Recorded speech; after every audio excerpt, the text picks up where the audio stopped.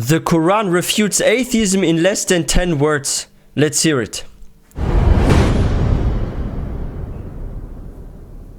The argument from dependency can be used to make an irrefutable case for God's existence. It goes like this. Everything we observe in the known universe is dependent. When we say that something is dependent, we mean that its existence and the properties it has requires an explanation outside of itself. Yes. To argue otherwise is to imply that these things gave rise to themselves. This is like saying that something both exists and does not exist at the same time, That's not which possible. is obviously an absurd proposition. Yeah. A good example to help demonstrate this principle is a triangle. The triangle's property of the number of angles cannot vary. It can never be anything other than 3, because triangle means having 3 angles. So by its very definition, a triangle is a thing that has 3 angles. This property of having 3 angles is explained by the very existence of their Exactly, and this is also why it like, okay, that a triangle has 3 corners, right? Like 3 angles, that's a fact, right? And a fact is something that has been established, right? So if we have like a situation where you have exists and not exists, our existence must have been proven, right? Then it becomes a fact, right? So how do you know that you exist? Because you observe your existence, right? Basically. So if you observe that you exist, and you're aware of it, it becomes a fact because you've observed, like, okay, I've observed I exist, right? Like you look at your hands and you're like, oh, I have hands, so I know now that I have hands. So how can you say you don't have hands when you see your hands, right? For example. So you get what I mean? Like you cannot exist and observe you exist, like watching yourself in the mirror, your hands, and then say you don't exist after having observed that you do exist, right? So it's the same with like a triangle. You see a triangle in front of you, and if you remove, for example, like an angle, it's no longer a triangle. Because it's a fact, you only know it's a triangle because you have observed that it has 3 angles. Just like you have observed that you exist if you look in the mirror at your own hand or something, right? of having 3 angles is explained by the very existence of there being a triangle. By contrast, the triangle's property of colour can vary. Yes. Similarly, the lengths of its sides can also vary, as they can be longer or shorter. Yeah. The size and colour of the triangle are properties that are not explained by the mere existence of the triangle. Hence, triangles in the physical world are dependent things, because we must look to an explanation that is external to the triangle in order to explain its existence. If we apply these same principles to the universe, then we come to the conclusion that it is dependent, because it too has properties that could be different to how they currently are. Yeah. For example, the number of stars and planets it contains. This raises the question, how did the universe come to be? What explains it? The explanation for the universe cannot be anything that is dependent.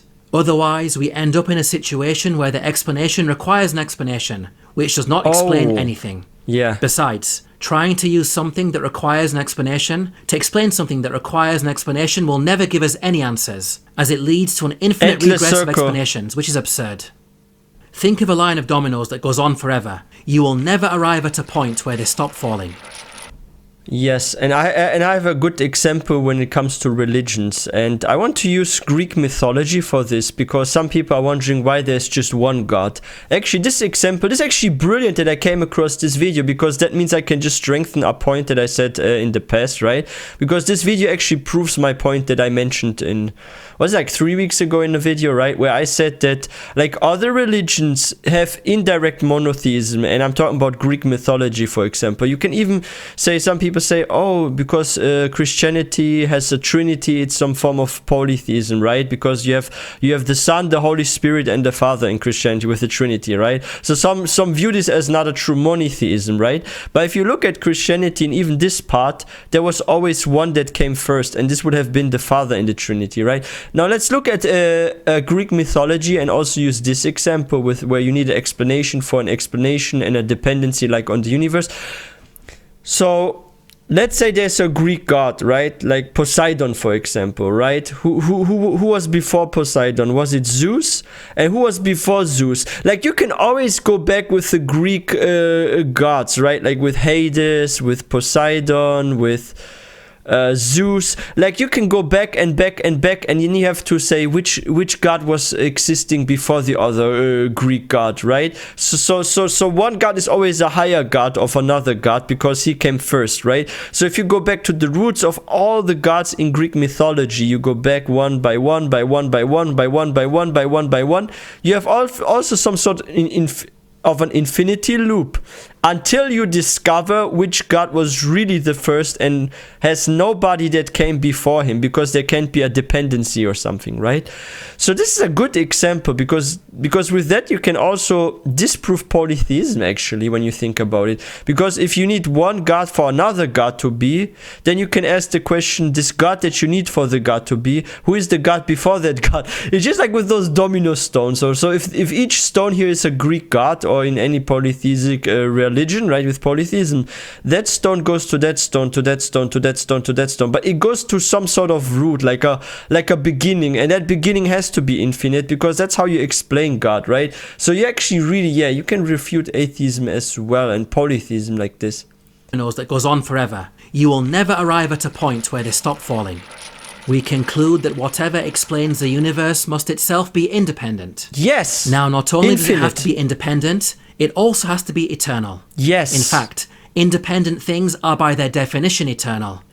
If they're not eternal, then it means they have a beginning. And things with a beginning need an explanation. That like is to Greek say, gods. they are dependent upon something external to explain why they came into being. So how does the Qur'an relate to all of this? The 112th chapter of the Qur'an defines this independent, eternal existence as Allah. Allahu Akbar. Say, He is Allah, the One. الله الصمد Allah is He on whom all depend. لم يلد ولم يولد He begets not, nor was He begotten. Yes. ولم يكن له كفوا أحد. And there is none comparable to Him. Yes.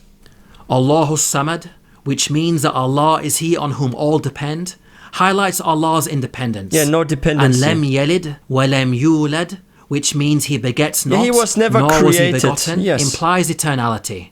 Yes. We can see that in less than 10 words, the Qur'an describes our Creator in a way that provides an irrefutable argument for His existence. Exactly. By the way, I often recite this surah in prayer. Because as a revert, my Arabic isn't so perfect, so I always pick a shorter surah.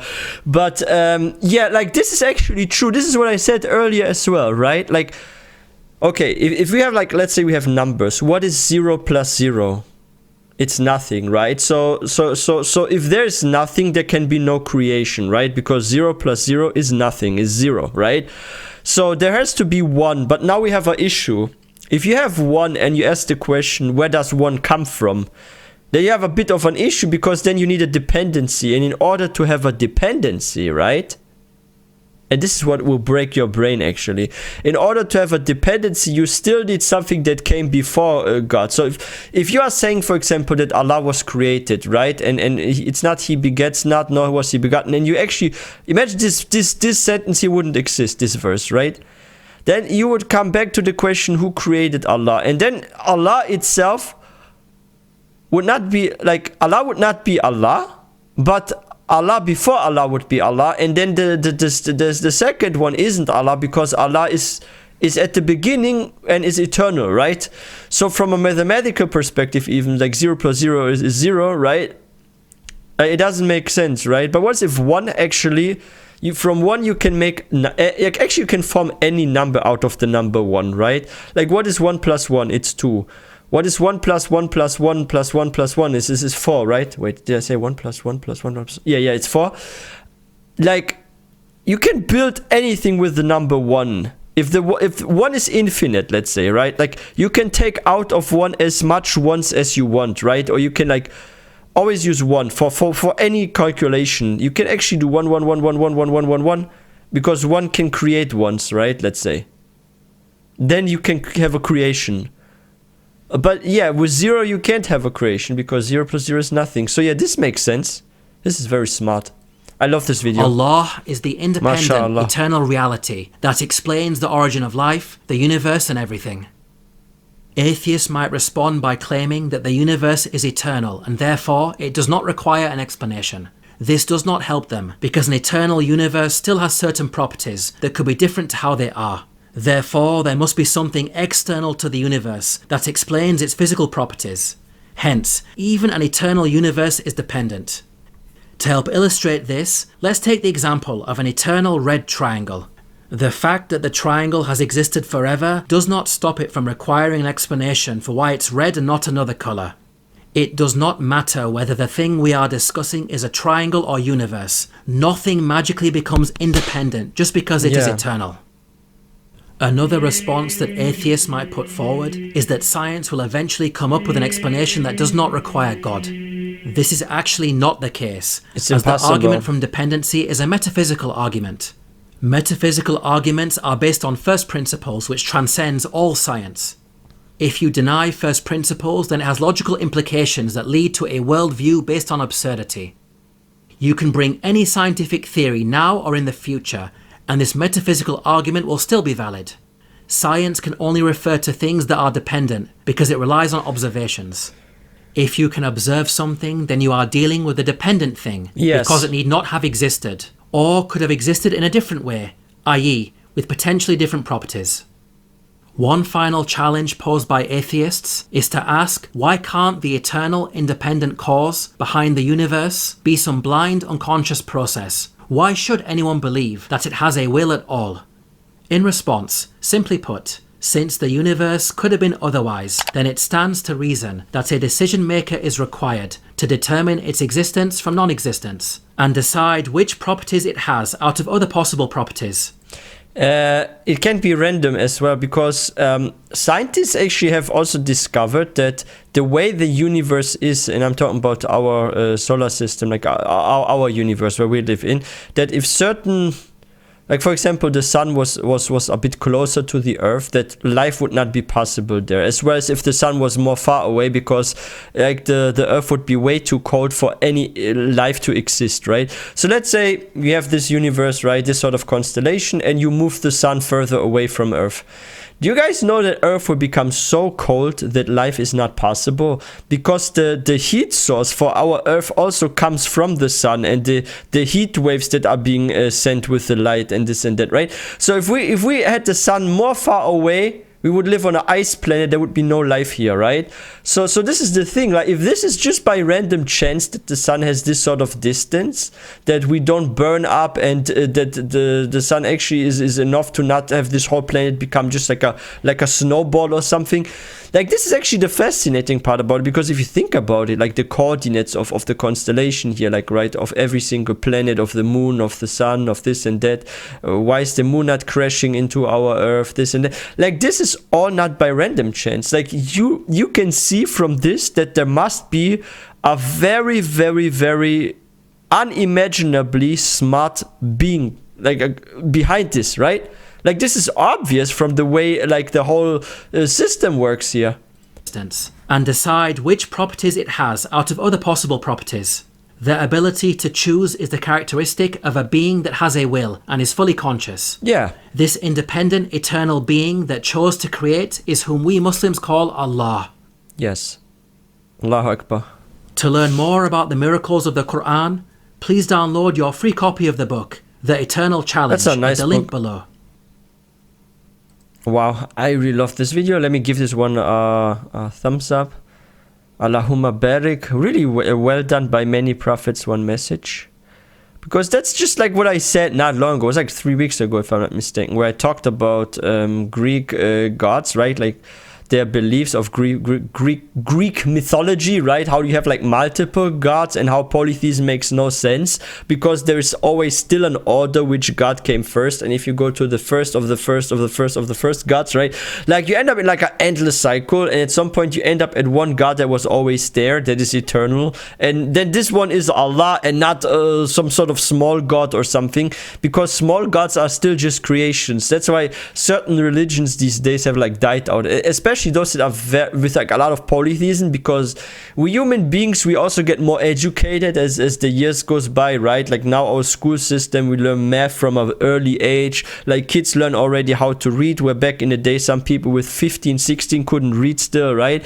Like we have now the internet, we can collect like a lot of information. Like education has become more easy than it ever has been, and all the religions that make no sense, like Greek mythology, like the with the gods like Zeus, Poseidon, Hades, and this and that, right? Like it makes no sense. So people are not picking up this religion anymore because it's not logical. Because when you think about it, you know, oh, which god came first? Why is one god stronger than the other? Then who is God and stuff? Like why are people also coming a lot to Islam? And this is something that many people have not realized. It's because we get more educated, we have more availability of information also through the internet, and people, some are very smart, and even though they are in some X, Y, Z religion, whatever religion they are, they can be Hindu, they can be Christian, they can be Jewish. If they have doubts in their religion, now they have the internet to find actually answers, and they find them often in Islam, just like I found answers back in the day in Islam. And that's why we revert to Islam. Why have I become a Muslim? Because I had doubts in Christianity. I saw some things that made no sense. And I actually looked for some truth and answers, and I found them in Islam. And this is how like many people actually find to Islam. Alhamdulillah. But yeah, this is a very good video. It definitely refutes atheism. Because atheists that claim the universe was by random chance, you can always ask them the question, okay, if it was by random chance, where does the energy of the universe come from? Because some people, like atheists, I've had this conversation with some atheists, they are saying before there was any material or anything, right, that there was energy, and the energy created the material, right? And then they always ask the atheists, yeah, but where does this energy come from? Where's the beginning of this energy? And if they say this energy is infinite, right, it was always there, then I ask the atheist, okay, but if the energy is always there, what if the energy is actually part of Allah or his action, right? Then you actually are proving Allah, because you're saying there's an eternal sort of energy or being that created the universe. So you're talking about Allah, right? Like if atheists are like, oh, wait a second. Wait, so you're saying that the creation, or what we see as energy that created materials and bacteria and atoms and this and that. So you're saying God set this in motion. And I'm like, yeah. Because you're saying there's something that was always been there, something infinite, right?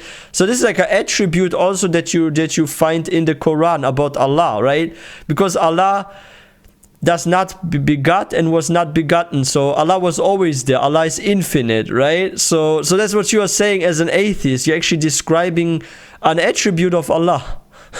So yeah, you can like refute also atheists like that. Yeah. If you guys are new to this channel, please don't forget to hit that subscribe button for more content. And if you guys enjoyed this video, please don't forget to give this one a thumbs up. And I will see you guys next time, inshallah.